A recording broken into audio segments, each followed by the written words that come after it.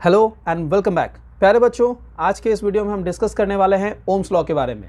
हम लोगों ने अपने पिछले वीडियो में कूलम्ब्स लॉ को डिस्कस किया था। आज हमारा डिस्कशन होने वाला है ओम्स लॉ पे, और इसके बाद हम वीडियो में मिलेंगे जहां पर हम ओम्स लॉ के न्यूमेरिकल्स को करेंगे।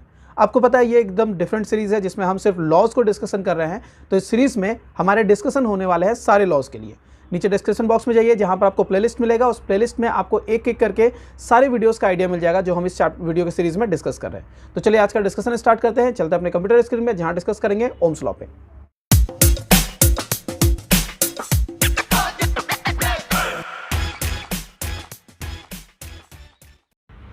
जैसा कि आप देख सकते हैं, हम लोग आज डिस्कस करने वाले हैं ओम्स लॉ पे। तो मैं आज आपको ओम्स लॉ के सारे बेसिक चीज़ों के बारे में वन बाय वन बताने वाला हूं।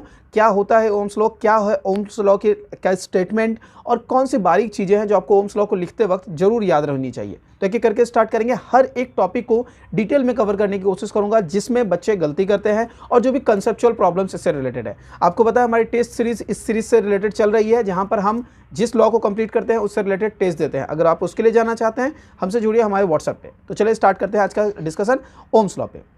सबसे पहले मैं आपको बताऊं कि ओम्स लॉ का स्टेटमेंट क्या है। देखिए, आपके सामने क्लियर स्टेटमेंट लिखा गया है, जिसे एक्सप्लेन करने के लिए मैंने ये व्हाइट स्पेस यूज करना है। ओम्स लॉ का स्टेटमेंट कुछ इस तरह से लिखा गया है, temperature and other physical conditions remaining unchanged. तो जब आप ओम्स लॉ को स्टेट करेंगे तो सबसे पहला और जो सबसे इंपॉर्टेंट चीज़ आपको नोटिस करना है वो है कि टेम्परेचर को और अदर जितने भी फिजिकल कंडीशंस है उन सब को आपको कांस्टेंट यानी अनचेंज्ड रखना जरूरी है। अगर आप इन्हें अनचेंज्ड नहीं रखते हो और अगर आप इस लॉ को अप्लाई करने की कोशिश करोगे तो ये लॉ एप्लीकेबल नहीं होगा। यानी कि जब भी आप ओम्स लॉ को अप्लाई करोगे, सबसे पहले आपके लिए ज़रूरी होगा कि आप टेम्परेचर को और जो बाकी फिजिकल कंडीशंस है उनको आप कांस्टेंट कर दो, अनचेंज कर दो। अगर आप इसे मेंटेन कर सकते हो तो कहा जा रहा है स्ट्रेंथ ऑफ करंट।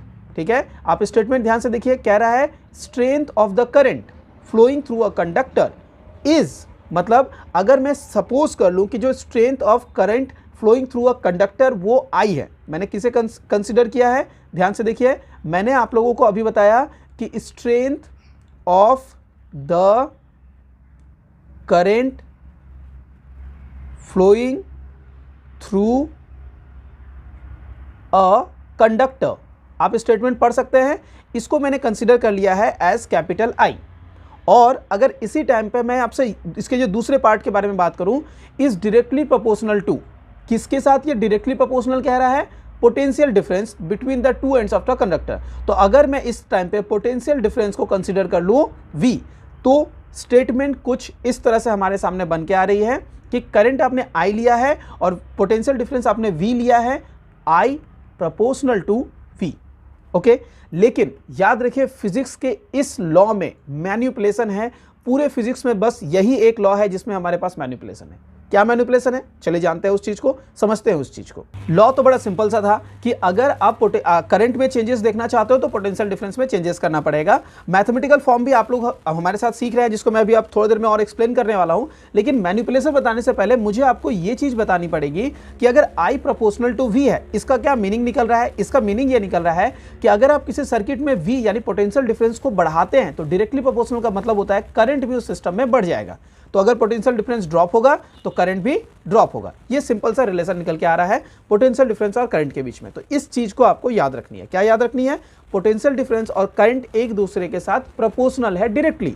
आप जब किसी सर्किट में, बैटरी में पोटेंशियल डिफरेंस को बढ़ाओगे तो उसका करंट भी ऑटोमेटिकली बढ़ेगा, लेकिन अगर पोटेंशियल डिफरेंस ड्रॉप हो रहा है तो आपका करंट ड्रॉप होगा। तो सर्किट में करंट कब तक है, जब तक पोटेंशियल डिफरेंस है। हम लोगों ने इलेक्ट्रोस्टैटिक्स की थ्योरी के बाद यानी कूलम्ब्स लॉ के बाद जब इस चैप्टर की पूरी थ्योरी को पढ़ी थी तब हम लोगों ने ये बात जाना था। ये हमारी डेडिकेटेड सीरीज है जिसमें हम सिर्फ लॉ को डिस्कस कर रहे हैं। तो हमारे लॉ के डिस्कशन के लिए इस प्लेलिस्ट को आप देख सकते हैं, जहां पर सिर्फ लॉज मिलेंगे।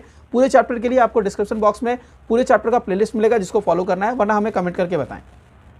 तो अगर मैं आपसे बात करूं कि इसका न्यूमेरिकल फॉर्मूला आप लोगों को फॉर्म करना है तो आप कैसे फॉर्म करें। न्यूमेरिकल फॉर्मूला फॉर्म करने का जो तरीका होगा वो कुछ इस तरह से होगा। आप लोगों ने लिखा I प्रोपोर्शनल टू V, आप लोगों ने ये मेंशन कर दिया है। अब हम जो करने वाले हैं वो करने वाले हैं, जैसा कि मैंने बताया था फिजिक्स के केवल इस लॉ में ही मैनिपुलेशन है, चेंजेस है, वो कुछ इस तरह से होगा। हम लिखेंगे V proportional to I। Even हमारे पास लॉ ये था, हम जब इसका मैथमेटिकल फॉर्म स्टैब्लिश करेंगे हम पहले लिखेंगे V प्रोपोर्शनल टू I। भी प्रोपोर्शनल टू आई लिखने के बाद आपको पता है जब भी प्रोपोर्शनल होता है हम लोग उसे रिप्लेस कर सकते हैं, इक्वल टू करना ये पड़ेगा कि हमें कांस्टेंट इंट्रोड्यूस करना पड़ेगा के। ओके। बाद में इस कांस्टेंट को एक नाम दे दिया गया जिसे नाम दिया गया आर, आर आई। तो हमारे पास क्या निकल के आया, v is equals to R I या आई आर, जनरली हम लोग सब लोग कहते हैं v is equals to I R. Okay, तो यहाँ r जो है वो हमारा वो कांस्टेंट, प्रोपोर्शनलिटी कांस्टेंट है, वो निकल के आया, जिसे बाद में डिफाइन किया गया एज रेजिस्टेंस। इसे ही डिफाइन किया गया एज रेजिस्टेंस। यहाँ पर से बहुत सारे क्वेश्चंस मिलते हैं, जैसे कि रेजिस्टेंस किसे कहते हैं, डिफाइन रेजिस्टेंस। तो रेजिस्टेंस का डेफिनेशन होगा v बाई आई, यानी पोटेंशियल डिफरेंस और करंट के रेशियो को हम कहते हैं उस सिस्टम का रेजिस्टेंस। लेकिन अगर इससे बात किया जाए तो ये डेफिनेशन हमारा निकल के आता है by the definition, by Ohm's law. What is the definition of resistance? जैसा कि आप देख पा रहे हैं स्क्रीन में, ओम्स लॉ में हमारे पास v is equals to I R निकल के आया था, तो रेजिस्टेंस का डेफिनेशन निकल के आया potential difference by current. Okay, तो पोटेंशियल डिफरेंस और करंट के रेशियो को हम लोग रेजिस्टेंस कह सकते हैं। लेकिन what is the physical meaning of resistance? Resistance का फिजिकल मीनिंग क्या है वो भी आपको समझा दूं, ध्यान से सुनिएगा। जब रेजिस्टेंस की बात करते हैं और उसको फिजिकली मीनिंग समझने की कोशिश करते हैं, मैं अगर आपके सामने कोई एक सर्किट लो जिसमें करंट फ्लो हो रहा है, तो फ्लो करने वाले सर्किट में हमेशा करंट को अपोज करने के लिए कुछ प्रेजेंट रहता है। जो करंट को अपोज कर रहा है उसके ऑपोजिट डायरेक्शन में जो करंट के फ्लो को रुकावट पैदा कर रहा है, जिसे हम लोग फ्रिक्शन से भी समझते हैं, तो काइंड ऑफ फ्रिक्शन। लेकिन जब वो करंट इलेक्ट्रिसिटी के वे में आता है तब हम उसे कहते हैं रेजिस्टेंस। ओके, तो ये है रेजिस्टेंस की मीनिंग। हम जो लिटरली जो रेजिस्टेंस की मीनिंग समझते हैं वो भी कुछ इस तरह की मीनिंग होती है जहां पर हमें कोई रेजिस्ट कर रहा है, यानी हमें कोई रोक रहा है। ओके, वही सेम मीनिंग कैरी होती है यहाँ रेजिस्टेंस की। तो हम लोगों ने क्या जाना, हम लोगों ने ये जाना कि रेजिस्टेंस क्या होता है और ओम्स लॉ का स्टेटमेंट। अब मैंने पिछले वीडियो में ये बात बच्चों के कमेंट पे देखा कि सर इसे कैसे लिखना है वो भी थोड़ा दिखा दीजिए। तो मैंने आपको यहाँ पर भले ही ये तरीका लिख के दिखाया है, लेकिन मैं आपको नेक्स्ट स्क्रीन पे ले चलता हूँ। देखिए यहाँ पर आपको पता चलेगा कि इसे कैसे लिखना है। देखिए मैंने पूरा लिखा है, let the electrical potential of two end points A and B of an electrical conductor A B are V A and V B. तो आपको v के सफिक्स में ए लिखना है, आप इसे ऐसे लिखोगे v सफिक्स a और इसको लिखोगे v सफिक्स b रिस्पेक्टिवली। अब यहाँ पर आपको ये कंसीडर करना है कि va is greater than vb, ये भी आपको मेंशन करना पड़ेगा। And for a potential difference between the two ends of the conductor strength of current भी I। ओके, तो देखिए मैंने जो स्टेटमेंट आपको वहाँ लिख के बताई थी उसे मैंने कितने अच्छे से लिखने की कोशिश की है। मतलब मैं अपनी तारीफ कर रहा हूँ कि मैंने अच्छे से लिखी है, मतलब मैंने कोशिश की है कि आइडियलिस्टिक होकर लिखा जाए। Is flowing from A to B, मैंने इस तरह से कोशिश की है कि सही तरीके से पूरा लिख के दिखाऊं जिसमें आप लोगों के मास डिडक्शन के चांसेस ना रहे। मैंने थोड़ी गलती कर दी है यहाँ पर, आप नोटिस कर सकते हैं यहाँ मैंने वी कैपिटल ए लिखा है, ये वी स्मॉल ए होगा, सफिक्स में होगा, और वी स्मॉल बी होगा, इज इक्वल्स टू वी। मतलब ये जो डिफरेंस इन द पोटेंशियल है उसको मैंने कैपिटल वी कंसिडर किया है। तो then by according to Ohm's law हम लिखेंगे v is proportional to I, और इसके बाद हम क्या करेंगे, प्रोपोर्शनलिटी कांस्टेंट इंट्रोड्यूस करेंगे जिसे k लिखेंगे, where k is the proportionality constant. This is the mathematical form Ohm's law. Further आप लिख सकते हैं v is equals to R I, जो हम लोगों ने आगे फाइनली स्टैब्लिश किया था। तो ये होगा पूरा हमारा ओम्स लॉ।